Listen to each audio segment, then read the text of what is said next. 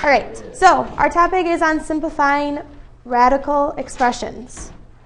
Okay, so I'm going to put an example up here. The square root of 81.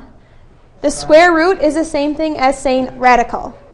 All right, can someone tell me what the square root of 81 is? 9. Awesome. Okay, so I simplified this radical to just be 9. So what would the square root of, let's say, 169 be? 13. What does that? Okay, so I simplified my expression down to 13.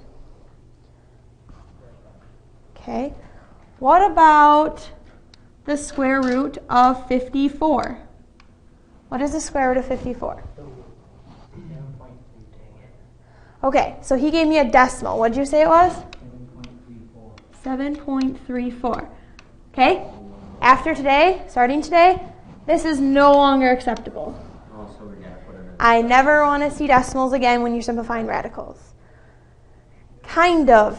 It's not really a fraction either. Okay, so the square root of 54. How we simplify this is you need to find the biggest perfect square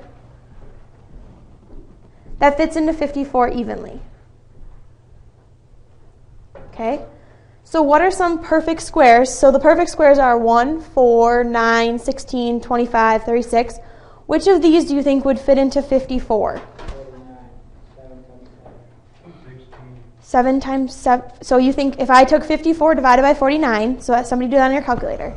54 divided by 49? Yep. Do I get do I get a whole number? No? Okay. What's another one that I could try? So 49 doesn't work. 8. Is 8 a perfect square? I mean, no. 60. Okay, so I want to find a number that when you divide it, 54 divided by it gives you a whole number. Would I want to take 54 to... Okay, what's 54 divided by 36? Okay. 3. Wait, no, 4. 3 squared? What's 54 divided by 9? 6. 6. So I can break the square root of 54 into the square root of 9 times the square root of 6. Right? That's what you just told me. Times the square root of 6. Yep. Okay, and someone tell me, what is the square root of 9? 3. So I have 3 times the square root of 6. Can I break 6 up anymore? Can I break 6? Any perfect square go into 6? No. No. So my answer is simplified. So my answer would just be 3 square roots of 6. Try the square root of 80. What perfect square can go into the square root of 80? So I know I'm going to have to start here and go up because it can't be anything bigger than 80. 64 looks a little big. Go up. Which of these, the 1, 4, 9, 16, 25, goes in evenly to 80? 16? So I can break 80 into what? Square root of 16 times the square root of 16 times what gives you 80? 5. So I can break 80 into the square root of 16 times the square root of 5. Can I flip these? Can I have the square root of 5 times the square root of 16? Yeah, it's the same thing. What's the square root of 16? 4. And then I have my square root of 5. Damn. Any perfect square go into 5? No. No. So my answer is simplified. 4 square roots of 5. Square root of 180. 180. What is a perfect square that can go into the square root of 180?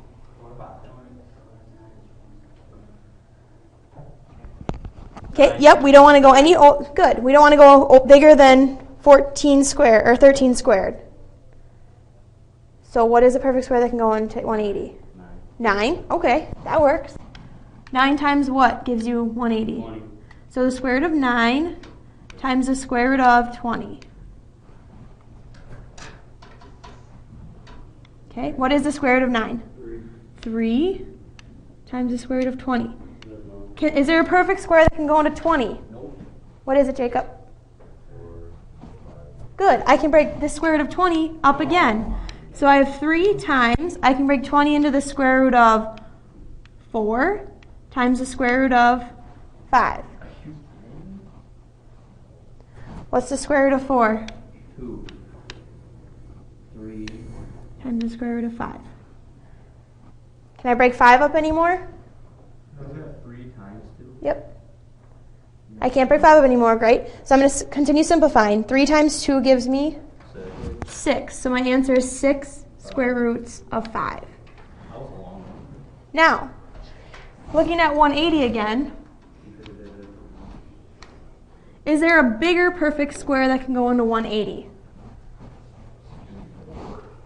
What's 180 divided by 64? Okay, so that doesn't work. 36. 36. I can break 180 into the square root of 36 times the square root of 5. 5 times 36 gives me 180. What is the square root of 36? 6. 6 times the square root of 5. Do I have the same answer? Yeah, you can do it either way.